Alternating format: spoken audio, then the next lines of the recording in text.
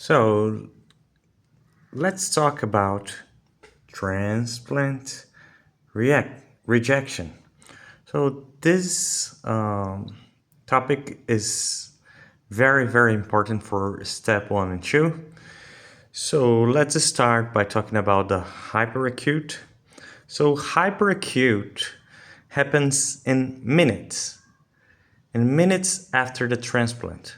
So guys, you can note that hyperacute, we have type 2, and there is a sequence. So hyperacute type 2, and then we can see if we go down that line, we have 2, 4, 2, 4, and 4.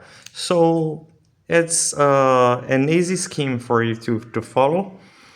And as we move on, you'll see that acute has type 4, chronic type 2 and 4, and graft-versus-host disease is type 4, and it usually happens on immunocompromised. So, in the question stem, you will probably see thrombosis of graft vessels. So this is a buzzword. So hyperacute minutes type 2, thrombosis of graft vessels. Pretty straightforward.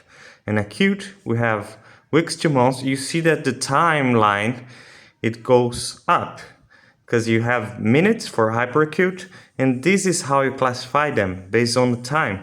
Of course, we have some intersection here, months and months, but it doesn't matter.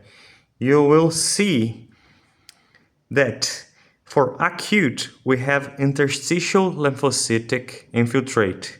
This will show up most of the time.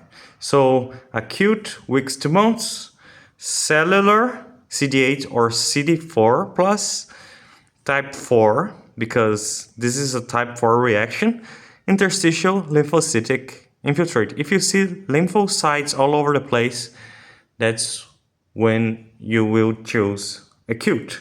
And for chronic, you have the timeline is month to years, type 2 and 4. So sometimes it can be type 2 and 4, but most of the time this is the correct answer for chronic. So chronic, you have the double, like 2 plus 4.